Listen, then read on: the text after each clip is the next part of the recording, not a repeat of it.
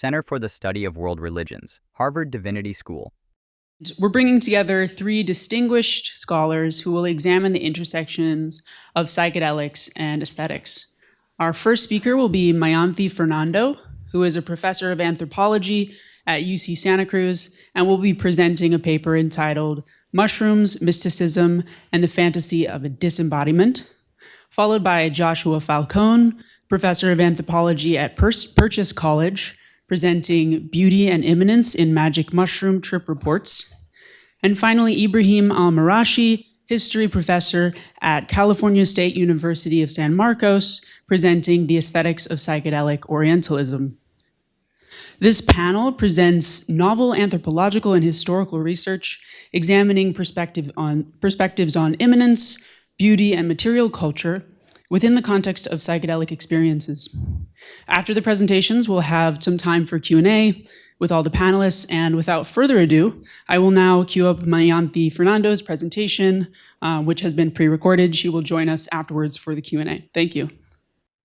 Hi, everyone. I want to begin by thanking the Center for the Study of World Religions for this opportunity, and also to apologize to all of you for not being able to be there in person. I can't travel for family reasons, so I really appreciate Paul's offer to pre-record my presentation so that I can at least be there virtually. My paper examines one of the big questions that animates and divides the mainstream psychedelic revival, namely whether psychedelic experience gives access to a transcendent spiritual reality, or whether that reality is only a neurochemical reaction.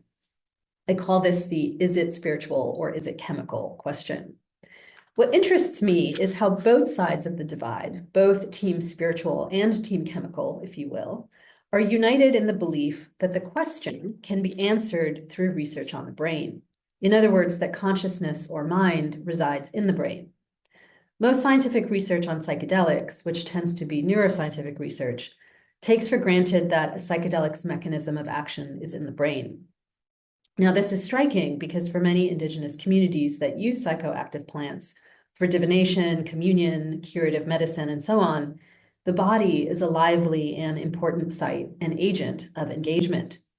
In fact, psychedelic lab researchers also seem to acknowledge an agent of gut in their experiments, asking clinical trial participants to consume a low-fat breakfast as part of the experimental protocol.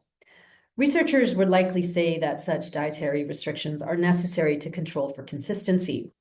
But these instructions implicitly recognize the body's vital role in determining how a psychedelic experience unfolds.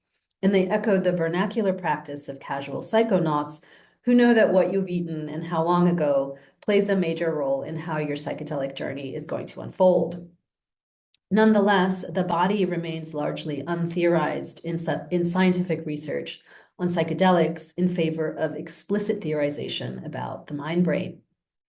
My paper unpacks this focus on the brain, or mind-brain, as what I'm calling a fantasy of disembodiment, a fantasy rooted in secular scientific and philosophical traditions that emerged with the European Enlightenment and have divided the human into an elevated thinking mind or brain and a lowly mortal body, a body that needs to be transcended in order to realize one's full potential as a minded human. Team chemical is perhaps best represented by Robin Carhart Harris, a cognitive neuroscientist and lead author of the groundbreaking article, The Entropic Brain, a theory of conscious states informed by neuroimaging research with psychedelic drugs, published in 2014. There, Carhart Harris provides a neuroscientific theory of what happens to the brain on psilocybin, namely that psilocybin alters consciousness by disorganizing brain activity. Essentially, psilocybin breaks down connectivity between regions of the brain known as the default mode network, or DMN, and other regions known as the medial temporal lobe, or MTL, provoking the brain into a state of greater entropy. Carhart Harris calls this a state of primary consciousness associated with infants and archaic humans, one that makes us prone to magical thinking and is the hallmark of psychosis, dreaming, and beliefs in the supernatural. Now, Carhart Harris often interchanges brain and mind, and this is purposeful given his interest in psychoanalytic theory and his desire to ground Freud's psychic structure in the human brain to offer what he calls a more credible model of the mind. For Carhart Harris, the ego of psychoanalysis is the DMN, in the sense of ego dissolution that is the hallmark of the psilocybin experience is produced by decreased connectivity between the DMN and MTL. On the other side of the is it spiritual or chemical question are psychedelic pioneers like the late Roland Griffiths, a professor of neuroscience and psychiatry and lead author of a 2006 article called Psilocybin Can Occasion Mystical Type Experiences Having Substantial and Sustained Personal Meaning and Spiritual Significance. Based on a double-blind, placebo-controlled study on the effects of psilocybin and using mysticism assessing questionnaires drawing on the work of Walter Terence Stace, a mid-20th century psychologist of religion, Griffiths and his team concluded that, quote, psilocybin occasioned experiences similar to spontaneously occurring mystical experiences, unquote. In Michael Pollan's How to Change Your Mind, Griffiths attributes his interest in psychedelics to a funny kind of awakening during his meditation practice, which Pollan glosses as a mystical experience, that led him, Griffiths, to become interested in the mystery of consciousness and existence. Griffiths was particularly intrigued by the possibility of what comes after death. Western materialism, and I'm quoting him, Western materialism says the switch gets turned off and that's it, he says, but there may be more to it. It could be a beginning. Wouldn't that be amazing? Griffiths, for whom I have enormous respect, Griffiths thus represents a major thread of the psychedelic revival that understands psychedelics as giving the mind, via the brain, access to a cosmic consciousness that exists outside or beyond the mind-brain, or more precisely, understands psychedelics as revealing to the mind-brain that it is not the source of consciousness, but rather a transmitter of this universal consciousness. Aldous Huxley, an early advocate of psychedelics, put it most clearly. A psychedelic substance, he said, quote, does something to the silent areas of the brain, which opens some kind of neurological sluice, and so allows a larger volume of mind with a large M to flow into your mind with a small m, unquote. Huxley speculated that the brain's main function is to filter the sensory data that surrounds us in order to allow human beings to function in the world without complete sensory overload. This means, of course, that there is more there that the brain usually filters out. Psychedelics override that filtering mechanism and give us access to the more of the universe, what Huxley called mind at large. As I noted earlier, what is striking about this perennial question about psychedelics, is it spiritual or chemical, is how both sides believe that it can be answered by research on the brain, that mind and brain are coextensive, hence the dominant place of neuroscience in research on psychedelics. This explanatory allure of the brain for understanding human behavior is part of what historian John Modern calls the neuromatic paradigm that emerges out of 19th century American secularity.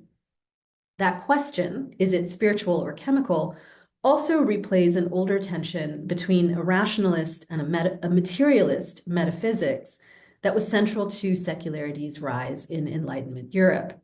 And I want to turn now to that tension to make sense of both the merging of mind and brain in psychedelic neuroscience and the implicit corollary that mind-brain is separate and distinct from body.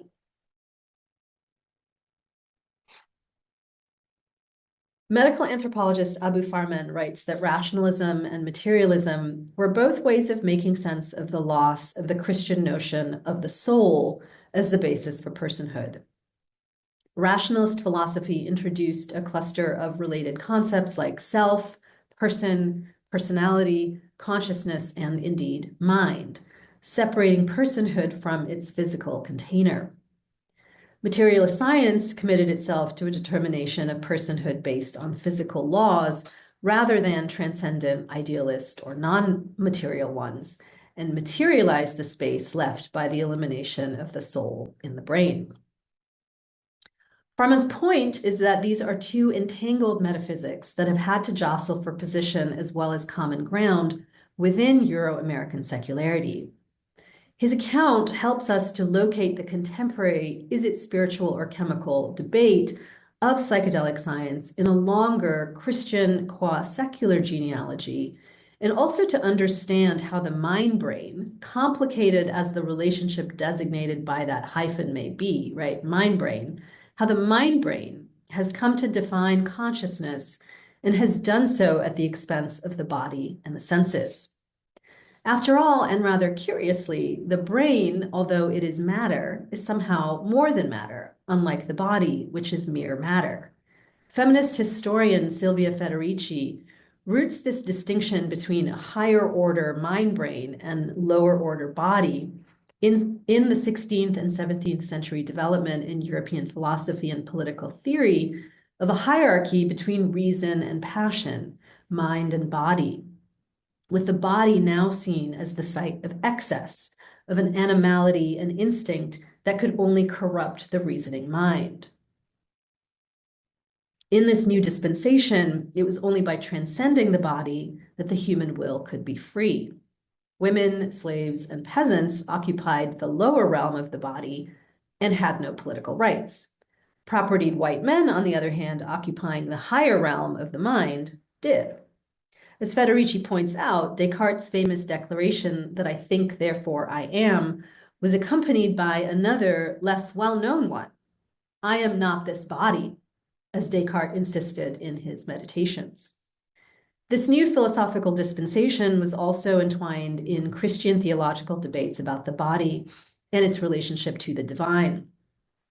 As historian Robert Orsi has argued, the modern relegation of the body to a secondary role in generating personhood has a lot to do with the Protestant disgust for the body as the site of real divine presence and for rituals that conscripted the body in accessing the divine.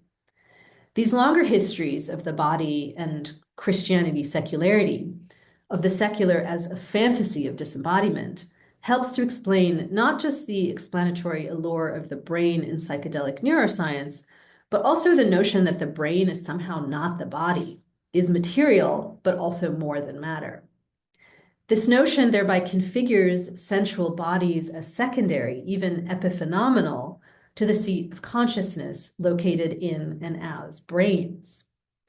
Yet, in both the spiritual discourse of brain as cosmic receiver and the neurochemical discourse of brain as neuronal network, human brains, or mind brains, must receive their input and are therefore dependent on human bodies, on skin, ears, eyes, mouth, fingers, blood, stomach, flesh.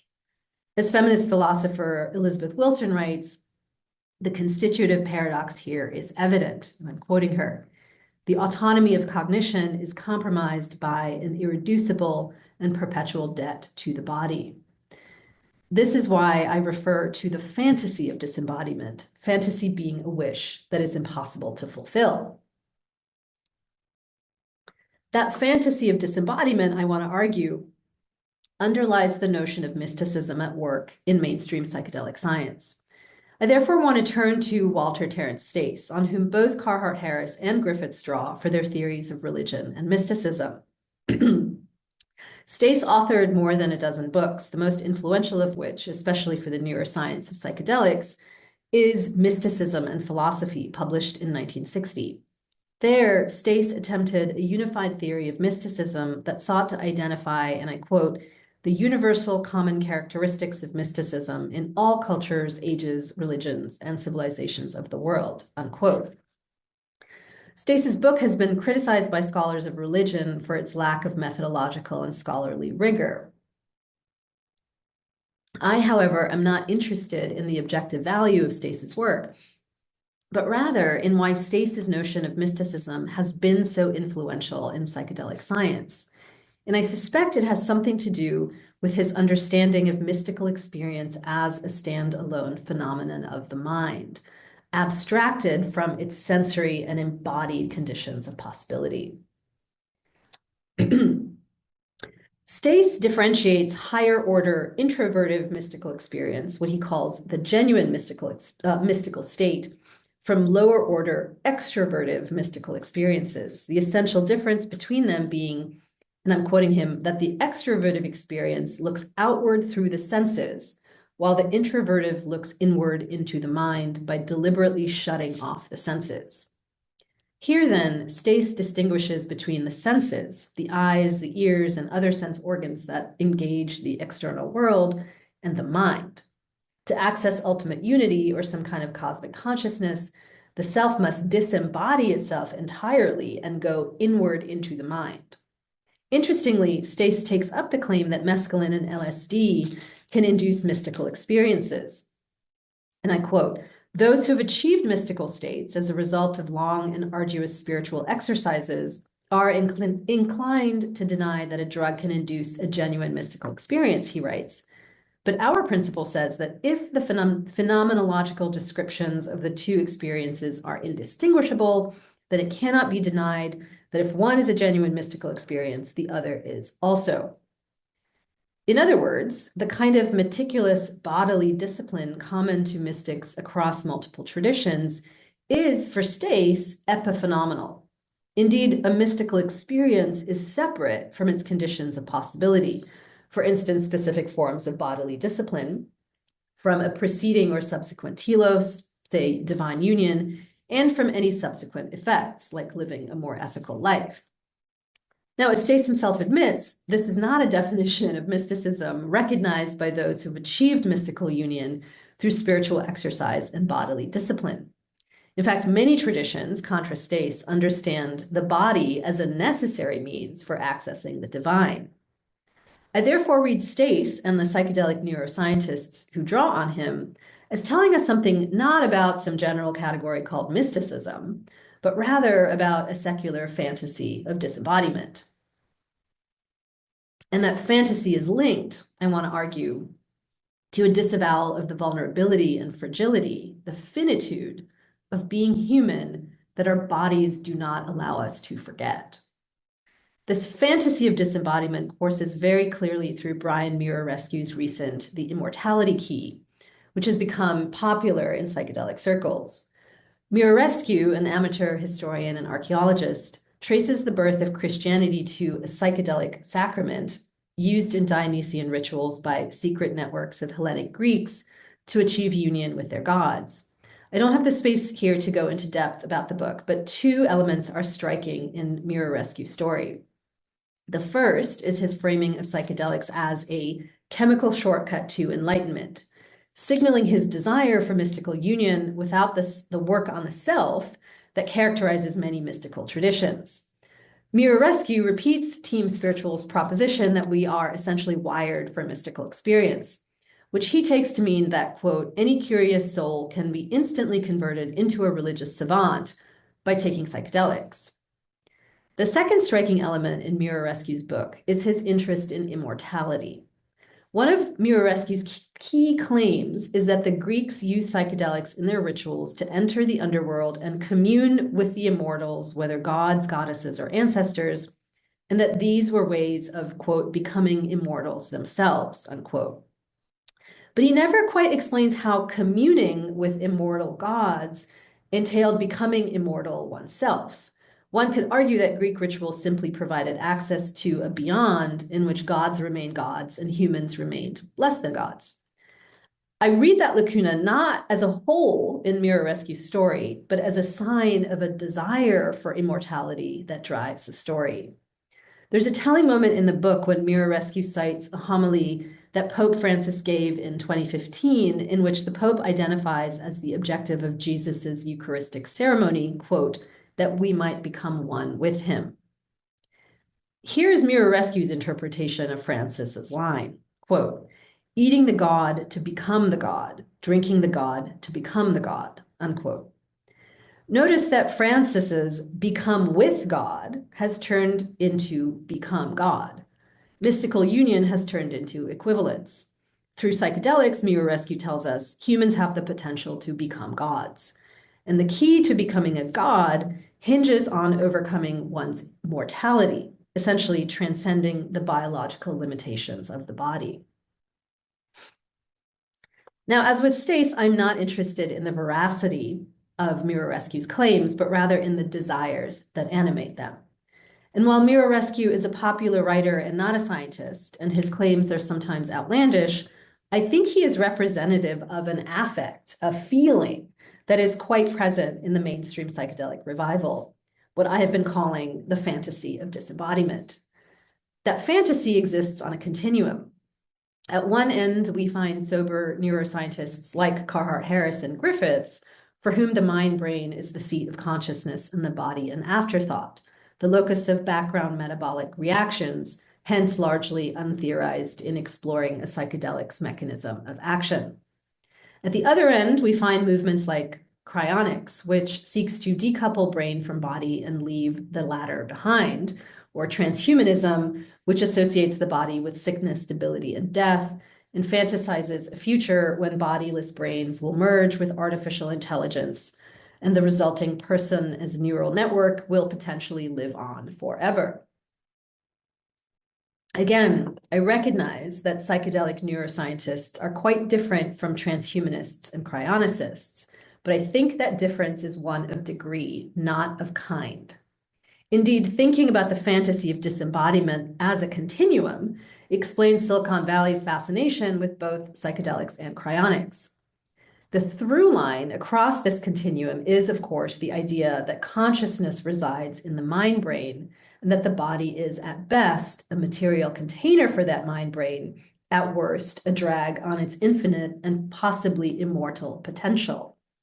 And I'll end with this, underneath that discomfort with the body, underneath the fantasy of disembodiment is, I would argue, a deep discomfort with and disavowal of vulnerability, both the vulnerability of union with the divine, to which many mystics allude, and the vulnerability, in fact, the finitude of being human. Thank you very much, and I look forward to your questions after. And now I'd like to welcome Joshua Falcon to the stage, presenting Beauty, Immanence in Magic Mushroom Trip Reports.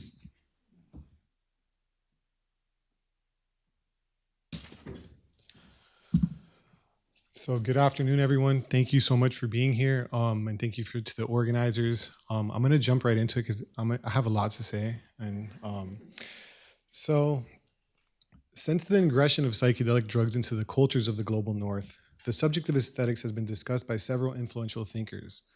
Insofar as philosophically, aesthetics is related to the nature of beauty, it is not uncommon to find in psychedelic experience reports descriptions of beauty, often in reference either to a collection of phenomenological content or to describe the experience itself as beautiful in retrospect. Although references to beauty can be found in many accounts of psychedelic experience reports, it often appears in a very generic sense that lacks specificity. As such, explicit references to things that are beautiful appears more difficult to discern in psychedelic experience reports, and perhaps it is for this reason that the reference of beauty have not garnered much academic attention. In this presentation, I first review some influential examples of beautiful experiences in psychedelic reports, followed by drawing on anthropological research to introduce 4 tentative aesthetic categories related to the experiences of beauty. I then draw on the philosophy of Deleuze and Guattari as a way of understanding how these experiences of beauty are better understood as immanent and effective, signaling instances where individuals are affected by these encounters with beauty in profoundly meaningful ways. So in turning to some of the early and popular literature on psychedelics produced by English and American writers, we can gain a bit of insight into some of these references of beauty that are also found in contemporary trip reports. While it is often the case that the precise referent of beauty is fleeting and elusive, early popularized accounts of psychedelic experiences provide an entryway into some initial psychedelic aesthetic categories. Beginning with Gordon Wasson's famed Life magazine article, he describes visions that emerged from the center of his field of vision, including landscapes and gardens of ineffable beauty. Earlier on in his report, he describes a vision of a human figure, a woman in a primitive costume, standing and staring across the water, enigmatic, beautiful, like a sculpture, except that she breathed and was wearing woven colored garments. In Aldous Huxley's famous account of his mescaline experience in The Doors of Perception, he describes becoming enthralled with flowers that appeared to be breathing slowly, which then evolved into a, quote, repeated flow from beauty to heightened beauty, from deeper to ever deeper meaning, Words like grace and transfiguration came to my mind, and this, of course, was what, among other things, they stood for. In turning to an interview with William Burroughs, we find an almost identical characterization of the experience provoked by mescaline. Colors and sounds gain an intense meaning, and many insights carry over after the drug effects have worn off. The beauty of an object, ordinarily ignored, carries over so that one exposure to a powerful consciousness-expanding drug often conveys a permanent increase in the range of experience. In Alan Watts's The Joyous Cosmology, beauty is only mentioned once in the text to refer to the images he selected for the book, which include patterns found in nature, to, quote, give some suggestion of the rhythmic beauty of detail which the drugs reveal in common things. Finally, in Albert Hoffman's LSD, My Problem Child, Hoffman describes a variety of encounters with beauty in reference to nature, where he writes, as I strolled through the freshly greened woods filled with birdsong and lit up by the morning sun, all at once everything appeared in an uncommonly clear light. Was this something I had simply failed to notice before? Was I suddenly discovering the spring forest as it actually looked? It shone with the most beautiful radiance, speaking to the heart, as though it wanted to encompass me in its majesty. I was filled with an indescribable sensation of joy, oneness, and blissful security. I have no idea how long I stood there, spellbound. So in all of these accounts, at least two categories of aesthetic experience can be discerned. The first is in reference to the phenomenology of the experience itself, while the second refers to objects or phenomena in nature. Recall that Wasson described seeing a beautiful woman in a primitive costume, perceived as an inner vision during his experience with mushrooms. Huxley encounters beauty when looking at 3 flowers. Watts refers to beauty in the patterns of nature ordinarily taken for granted. And finally, Watts, Hoffman, and Burroughs all discuss beauty in nature and in ordinary objects, pointing to an intrinsic beauty inherent in mundane things that are not typically perceived with such profoundness and meaning.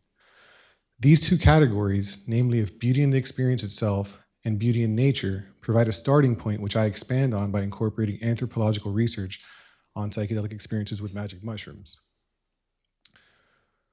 So when I initially conducted my dissertation research between 2021 and 2022, I found that the term beauty recurred across many psychedelic mushroom experience reports.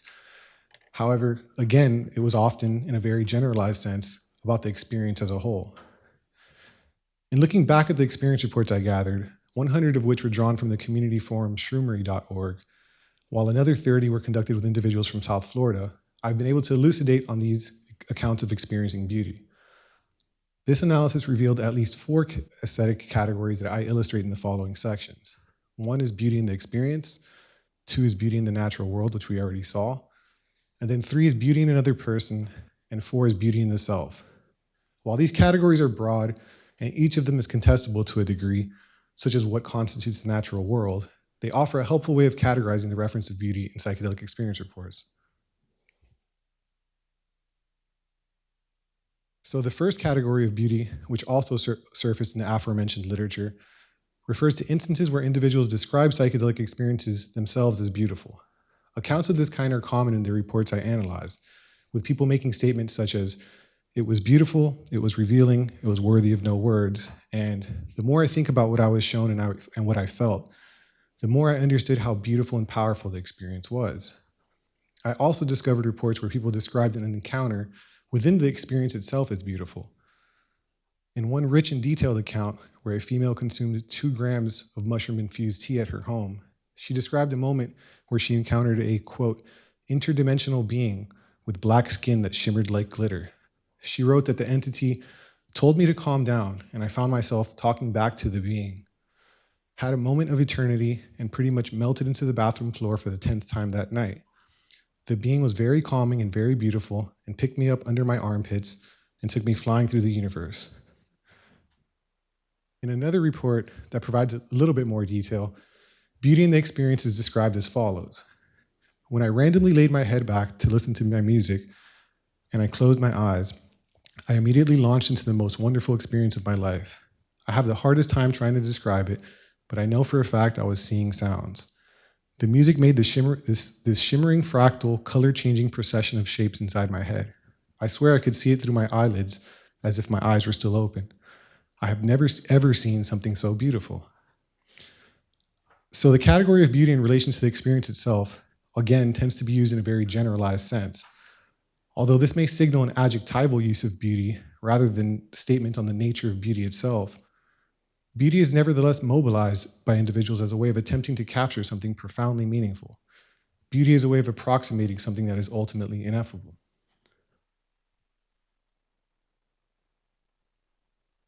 I think I'm reading too fast. I'm out of breath, right? The second category of beauty refers to instances where beauty is used in reference to phenomena in the natural world, as we saw before. As with the first category, statements about beauty in relation to nature may also take generalized forms. In one account of a user's first trip with 1.5 dried grams of mushrooms, they wrote, "I was looking outside, everything is just so beautiful." In another trip report, an individual described consuming 4.4 dried grams of mushrooms, stating that, "My friends left and I sat in my backyard for a few minutes, enjoying nature. Everything was so beautiful, the trees, the birds, the insects." While some specific reference are named here, like trees, birds, and insects, there's not much detail beyond that. Moving on to a trip report by an individual who reported consuming 10 fresh grams of mushrooms before going on a hike. He reached the top of a mountain peak, and when he was at the mountain peak, he said he overlooked the surrounding environment. And this is what he wrote: "I would see the flower of life build upon itself in dense patches of trees and watch Fibonacci's sequence outline itself on objects that followed the pattern. I could not wrap my mind around the beauty of everything I was seeing around me and could not stop myself from crying." The emotional intensity of beauty found in this account resonates with many other trip reports, insofar as encounters with beauty are sometimes followed by reports of awe, joy, or ecstasy. In a similar account that was also found in a trip report, someone reported consuming 1.7 dried grams of mushrooms on New Year's Eve in Big Sur. They write, "While completely enjoying how the sun and sand felt under my feet, my eyes then fixated on how incredibly beautiful the sun and clouds were. I hadn't seen anything that beautiful before. The colors were all so vibrant, and I could clearly see every beam of light that was coming from the sun. I felt that my vision had expanded on either side, and I was able to see my peripherals very widely, which gave my vision a panoramic effect. I was so euphoric, I could barely contain myself." So in examining these reports of beauty in relation to nature, it may be the case that beauty is intimately associated with, and potentially precedes, experiences of awe, which researchers have suggested may be an important precursor of mystical experience. In fact, some users explicitly describe beauty and awe at the same time, as can be seen in another report I came across, which says, "At that point, the sun was setting, and I was just in awe with it. Incredibly beautiful. It was so much fun just driving around with my bike. I felt happy, free, and somehow complete."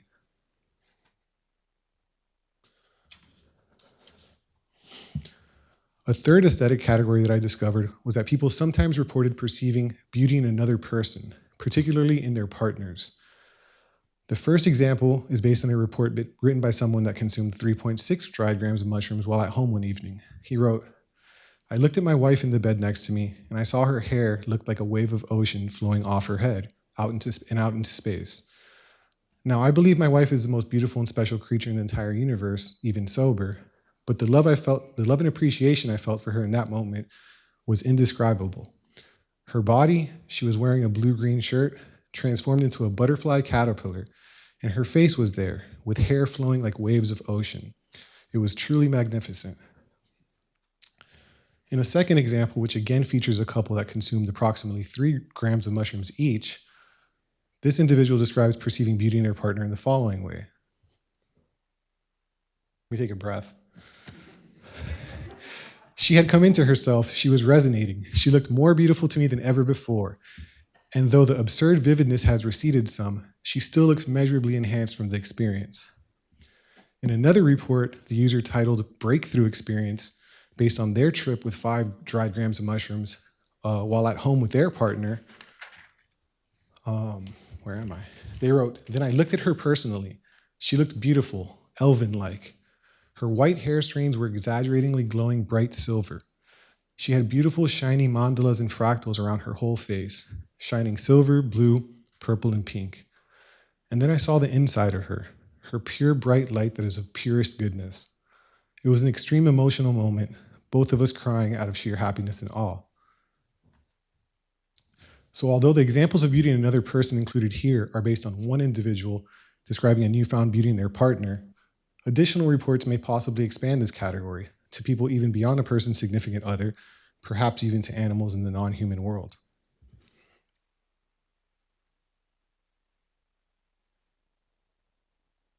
Sorry. The final category of aesthetic experience relates to beauty found in the self. These may include experiences where one finds something of beauty within oneself, or where the experience reveals some beautiful aspect of oneself. The first example is drawn from an interview I conducted with a 41-year-old Lithuanian female living in Miami. In reflecting on the impact of psychedelics on her life, she wrote that, "I think there are like big chapters in my life, before psilocybin and after psilocybin. I believe that number one, it's really looking at yourself, right? But you're given full permission to look at the ugliest parts of you and the most divine parts of you, that in normal states, our range is much more narrow. Here, the tool is the beauty. It's the beauty of the tool. It expands the range. I think that's the biggest blessing because because in the wider range, now you see how complex, how beautiful, just how flawed you are. With that permission, now you're like your self-appreciation and approval and like, okay, I'm a decent human being. Actually, I am lovable and I am worthy." Here we find that she uses beauty to not only refer to the capacity of psychedelic substances like psilocybin for self-exploration and discovery, but also to refer to beauty that was found residing within herself, in spite of any flaws and self-deprecating thoughts. Experiences like hers can also be found in online trip reports, such as the following case where an individual claimed that, "In the 20 or so psychedelic experiences I have had on my journey of self-love and happiness, this has been the most beautiful and enlightening, and I am so, so happy to be who I am." In many ways, there appears to be a variation of themes related to self-growth, acceptance, discovery, and development in experiences of beauty within oneself. In another example where this individual reported dying and becoming one with everything in existence, they wrote, "Then it hit me, love. I felt the most intense love I have ever felt in my life.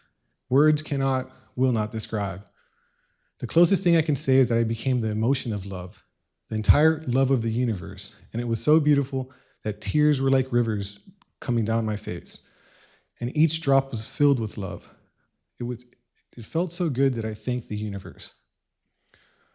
Although more examples can be found such as these, they suffice as starting points for categorizing the reference of beauty found in psychedelic mushroom experience reports. As such, they provide some insight into how the subject of aesthetics relates to psychedelics, at least on a phenomenological level. So in looking back at these accounts of beauty, one aspect that they have in common is that they tend to describe perceiving beauty in things normally deemed ordinary. In most reports, the experience of beauty is made in reference to something or someone typically seen as part of the mundane world.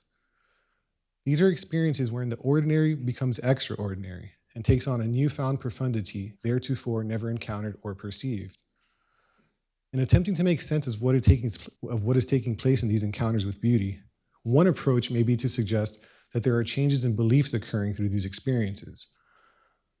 Indeed, leading neuroscientists discussing psychedelics and consciousness have proposed a relaxed belief under the effects of psychedelics model, wherein it is suggested that psychedelics tend to render high-level priors or beliefs more malleable and less rigid, while also allowing for new beliefs to take hold. In the case of encounters with beauty, it may in fact be that individuals change their beliefs about objects they perceive anew thereafter. However, from another vantage point, one could argue that it is not simply changes in beliefs, but that these experiences also work on an affective and embodied level.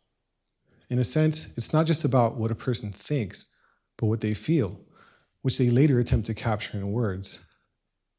As such, I would argue that in many of the reports highlighted here, individuals are not only perceiving phenomena in a new way, but they're also being affected by them in a way that they never had been before.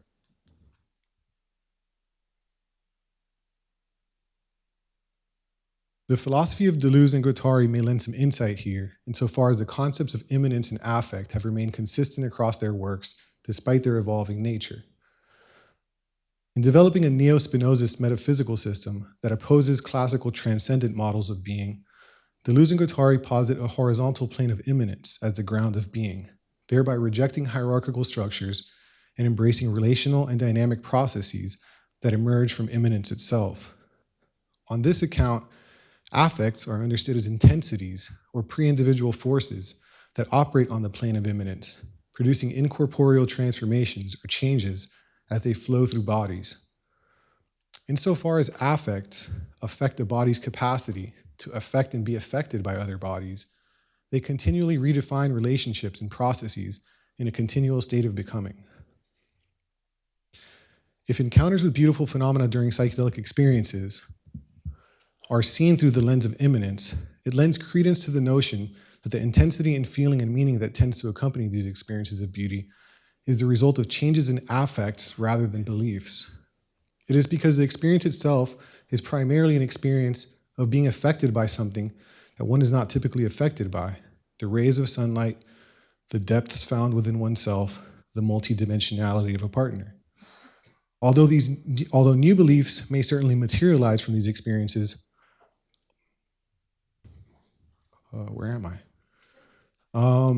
although new beliefs may potentially materialize from these experiences, their effective nature signals potentially new modes of being, wherein one's relationships are redefined corporeally as opposed to propositionally. Moreover, insofar as individuals commonly report perceiving something regularly encountered, albeit in a novel way, this supports the idea that this beauty is something immanent to the phenomena perceived.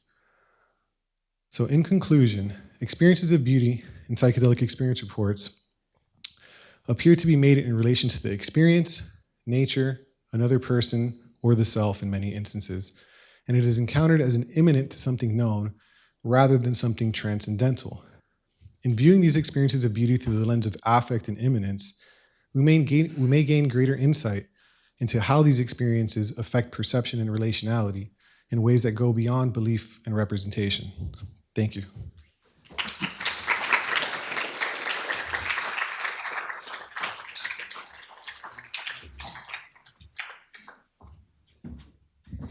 And now I'd like to welcome Ibrahim Al-Marashi to present the aesthetics of psychedelic Orientalism. All right, well, thank you, everyone. And Joshua, I can't think of a better presentation for the day after Valentine's Day. So that was just wonderful. So without any further ado, what I'm presenting today is a bit different. It's really focusing on a psychedelic pedagogy, or how the troubles of teaching this subject of the university system.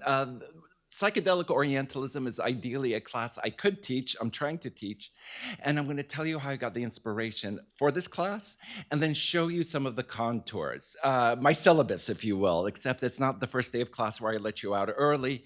I'm going to try to get 6 weeks of the semester in 20 minutes, okay? And the universities where I teach, so I am based at Cal State San Marcos as a historian. At San Diego State University, I teach at the School of Public Health. So that's my interest in psychedelics in terms of its benefits for the public health in general. While at University of California, San Diego, I'm at the Department of Visual Arts. So I'm going to try to bring 3 disciplines: history, art history, and public health as well into a single presentation. I'm going to skip the more obvious associations of psychedelic Orientalism with the bulls in Morocco or the Beatles in India. I'd like to look at some of the more hidden, historical cases, such as this figure here. You probably don't recognize this figure. In Afghanistan in 1978 was the same year the groundbreaking work Orientalism was produced. And if no one recognizes this person, he is the soft-spoken travel consultant Rick Steves. Rick Steves got his first travel experience on the so-called hippie trail. The hippie trail, of course, was a geographical setting that stretched usually from London. You could get on the bus and travel, it's hard to imagine, to Afghanistan via road, if you like. It's a different type of Orient Express, if you will. And I was, of course, the statement came out in when the capital of Afghanistan, Kabul, fell in the summer of 2021. He wanted to remind us of a different Afghanistan, in which Afghanistan hashish is an integral part of the culture. It's as innocent as wine with dinner is in America. Okay. And this is where he wanted to experience a high. It wouldn't be a dark dorm room at the University of Wisconsin, bringing our first reference in this case to set and setting. What was why did Rick Steves wanted to have the set and setting of Afghanistan, a place that conjures up a very different mind, I mean, a very different image for most Americans, right? So to just tell you a little bit about the research behind the research. So if you look at that book on my desk, Churning East by Harvey Cox, the term psychedelic Orientalism emerges. Harvey Cox, a professor at Harvard Divinity School, introduced the term psychedelic Orientalism in Churning East, The Promise and Peril of the New Orientalism, printed a year before Edward Said's groundbreaking Orientalism in 1978. Cox refers to Richard Alpert's change of identity to Baba Ram Das. And thereafter, the term psychedelic Orientalism remained dormant, bereft of its genealogy decades later, re-emerging in Jeffrey J. Kripal's Assailant, America and the Religion of No Religion. Big Sur, for those of you who don't know it, I grew up in Monterey, just a few kilometers north of it. And then, of course, later, Michael Pollan's How to Change Your Mind. And I just want to say I highly recommend at least getting this Theosis, the publication. There's a very good interview with Pollan in this issue. And it was really Michael Pollan's work where you had a footnote referring to psychedelic Orientalism that began my journey on trying to trace the genealogy of this term and then developing a course on it. But otherwise, most of Said's disciples have never engaged with this term. Now, the next part of the research behind the research, why did I want to do a class on psychedelic Orientalism, is the following.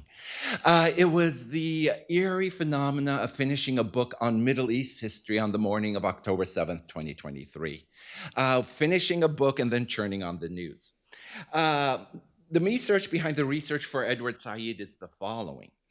His interest, my interest in Orientalism began for two reasons. One, it was an immediate thing, that is to say, the Arab-Israeli War of 1973, which had been preceded by a lot of images and discussions in the media, in the popular press, about how the Arabs are cowardly and they don't know how to fight. So this observation he's making, I'm going to connect it to a series of other images that connect the East to the psychedelic. And they're always going to be beaten because they are not modern. And then everybody was surprised when the Egyptian army crossed the canal in early October, what? October 7th, 1973.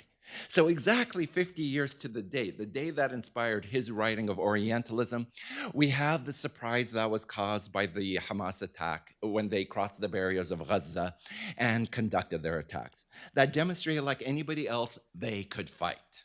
Okay. And that was one immediate impulse.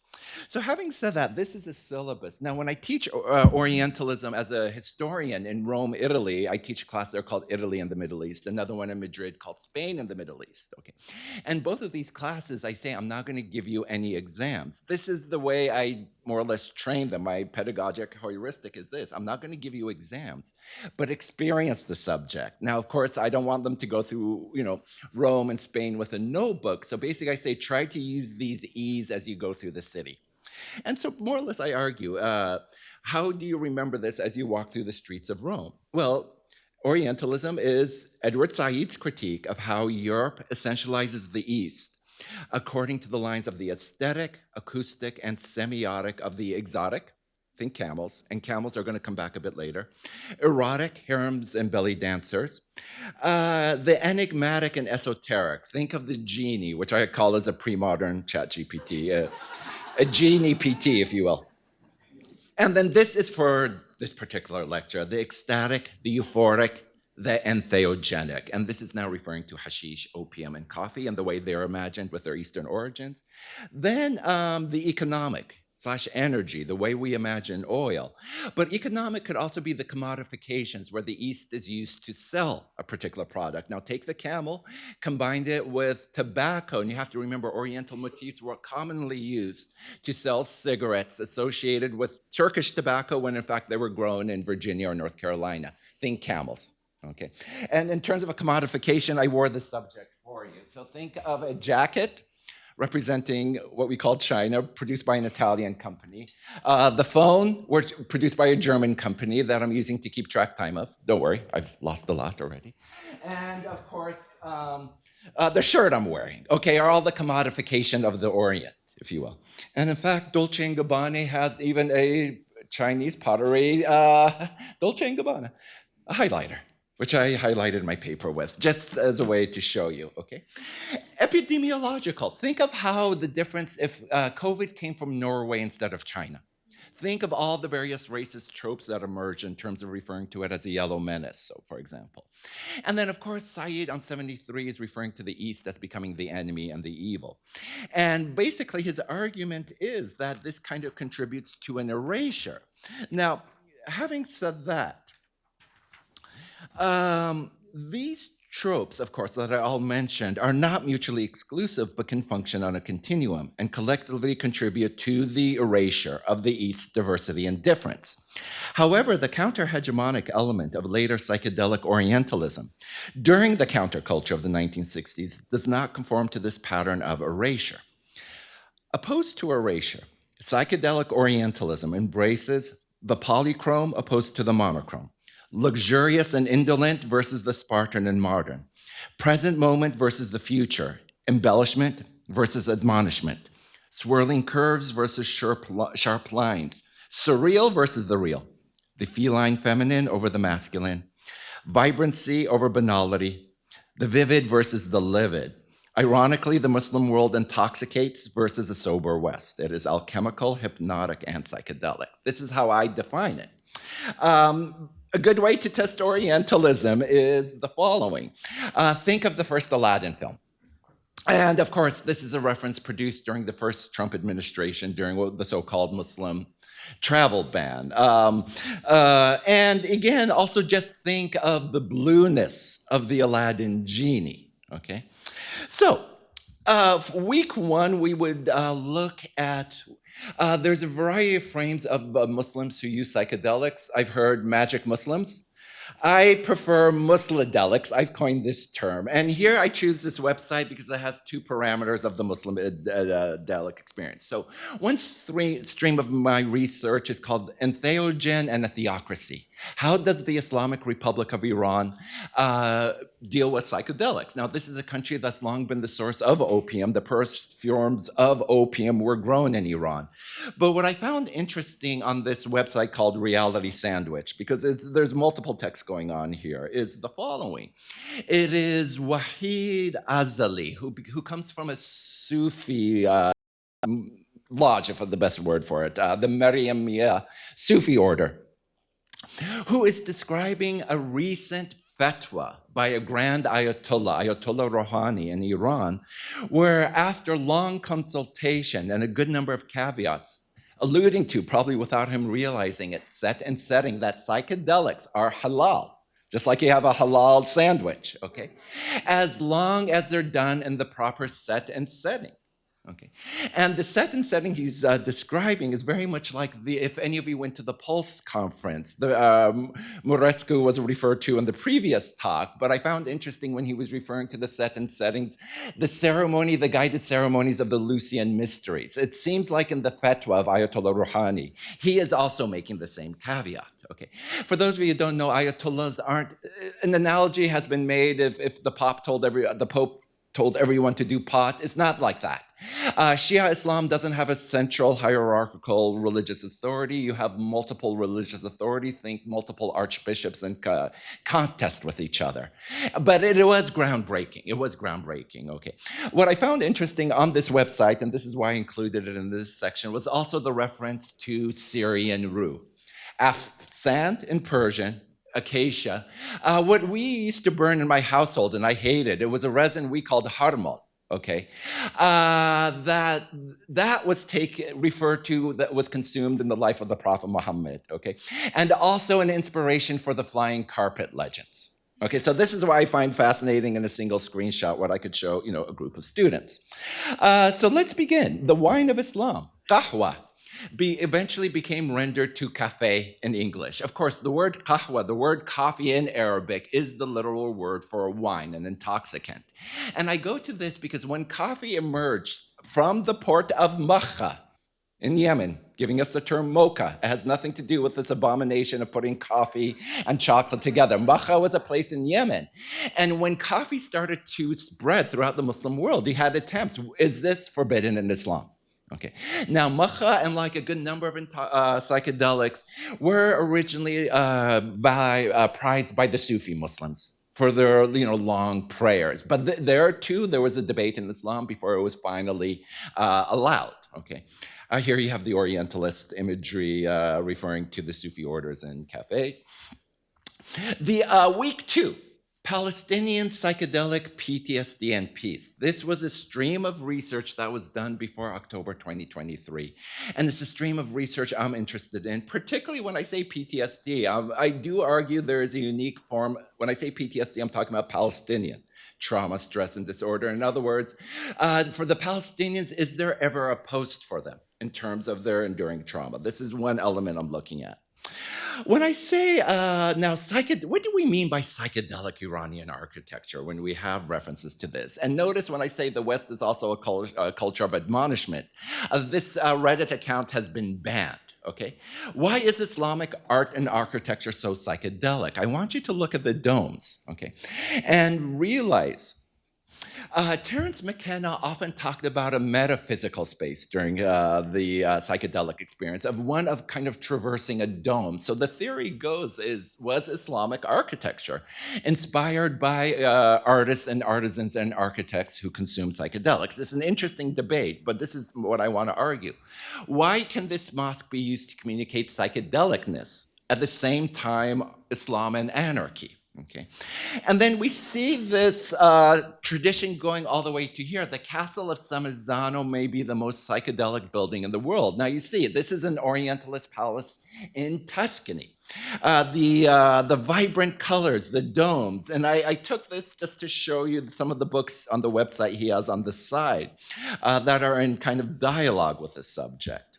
So really what I'm going to show you next is just 2 books, what I do assign in a graduate seminar, which I have to kind of sneak under the radar. I don't usually order these books through the bookstores. That would be a good dead giveaway. I'm teaching this stuff, okay?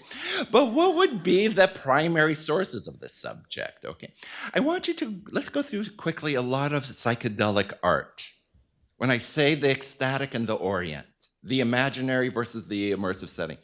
Do you notice when the Orient is imagined, there's always some kind of smoking contraption? Look at Fabio Fabi's The Dream, where the guy is obviously high. Then we get to the erotic combined with the ecstatic. This is like Where's Waldo? Just find the hookah, nargila, shisha in every single one of these paintings. Whether it's the Woman of Algiers, this is in the Louvre, it's in the background right there. Again, a theme on the same pattern. You find it there in the corner. These are French Orientalists, the whole genre. There it is. Fortuny is Spanish. Goodall's an American. That's why she's clothed. But the smoking contraption is there. Now, if you look at the siesta, I want you to compare the siesta. The smoking contraption is there. And the point of Orientalism was that it transcended cultures, that it didn't necessarily have to be fixed in the East as a geographical setting. Now, what I argue is that if you compare images like this, you see how it communicates the antithesis of the West. That if the West is the industrious, the East is the indolent. Okay, the East lounges, the West labors. Okay. Now, you see, even in a geopolitical setting, if you looked at the map of Europe in 1870, notice how even the map of Europe is lounging. This is a Colgate ad, okay? And you get the laziness, and all of these images turned into a meme, okay? Now, it's going to, of course, here comes the racism. Okay. So then to jump, finally, women by the 1900s are allowed to stand up and smoke a cigarette, but here we are still here. And in even Eurovision, Sertab Erenar won in 2003, but by giving the West what it wanted, the Orient, the harem. Okay. And then, of course, we get to the hookah, and now we've reached the 60s. And this is a joke. There is no such thing as this, right? But even the East can orientalize itself by saying, Newton used the apple to give us laws of gravity. Job gave us the MacBook.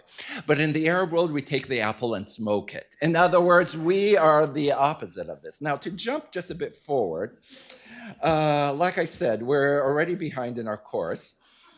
But I want to just go really quickly from there then to the following place. Okay, and that is the living room of number one, not from there to the assassins, okay, otherwise known as the Hashishian creeds. In other words, the consumption of hashish in the Middle East, we tend to forget, gave us one of the most successful video games series, Assassin's Creed, according to legend, derived from a corruption of hashish. Now, if you notice, Marco Polo gave us the legend of the assassins and the use of hashish to conduct assassinations. Here is a more modern take on it, okay? So I'm just gonna skip these and go finally to a couple of living rooms. One is Vienna. This is the living room of Freud. Now, remember Freud, of course, if you look at the Oriental motifs in Freud, never mind his history of, with morphine and other substances. I want to go to the living room of Ernst Fuchs in Vienna. Again, now I'm cheating because this is his office, he moved it to London. The original Vienna practice doesn't look like this. But if we go to somewhere not too far from his practice, if we look at the office of the art gallery of Ernst Fuchs, right? Look at the Hebrew in this painting. Look at this turban self. Let's remember how I began. Sorry. Mike, sorry. Remember how I began this lecture with. And finally go to our next case, okay? Alex Gray. And I want to conclude with this painting, right? It looks like the pseudo-Kufic script that was often used in the Renaissance, but in fact, no, Gray did his research, okay? You have the Hebrew, you have the Sanskrit, but he went and whereas in the Renaissance, this says nothing. Okay, Alex Gray's psychedelic art, he did pick verses in the Quran that had kind of psychedelic references. The creators of the heaven and earth, the knower of the unseen and the witness, okay? Look at this, which one of your colleagues at the Center for World Studies and Religion is using this for his class poster. He uses this poster of the Holy Fire. And I compare it to the Fuchs painting again, and I would argue this is the psychedelic Oriental postration. And I'm just going to go through this really quickly. I gave this to the organizer, so all of these images are open source. And finally, we conclude with Baba Ram Dass. Again, if you look at the Fuchs Museum and the sacred of, my apologies. Okay, if the sacred art of, the chapel of sacred mirrors, right? You'll see the similarities between the Ernst Fuchs Museum and the angelic beings, the references to the world faiths. Okay, and then what are some of the works that Alex Gray and Allison do? They have discussions with the legendary Eric Davis. They have lectures on Orientalism. It's something that they are aware of.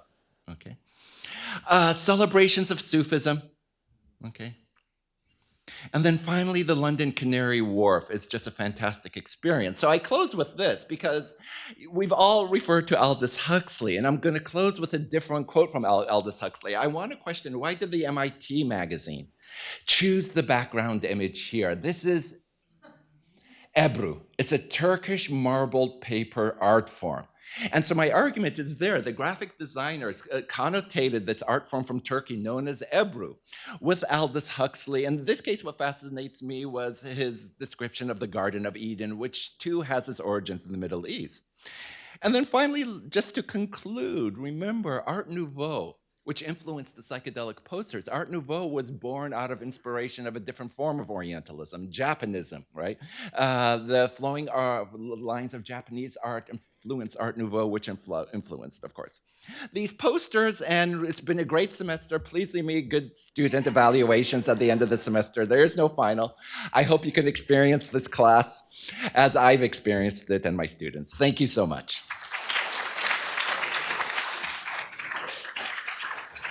cswr.hds.harvard.edu, copyright 2025, the President and Fellows of Harvard College.